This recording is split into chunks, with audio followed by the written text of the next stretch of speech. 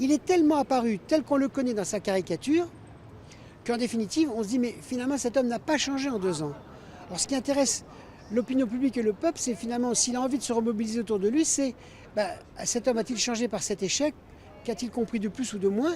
Là, on l'a retrouvé tel quel, comme si rien n'avait changé. Je ne suis pas sûr qu'il fallait qu'il réagisse immédiatement, parce qu'il y a la fatigue, la tension, la colère.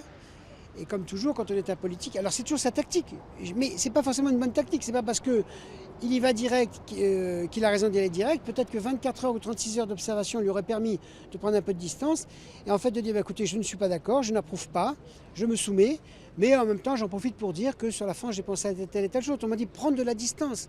S'il met en cause immédiatement la justice, son absence d'indépendance, la manipulation de la justice par le pouvoir politique, la mise en cause du garde des Sceaux, la mise en cause du magistrat, quel citoyen de base ordinaire peut alors à ce moment-là avoir confiance à la justice? Puisque le président de la République lui-même interdit à la justice d'avoir une quelconque objectivité. Donc c'est un vrai problème de respect des institutions.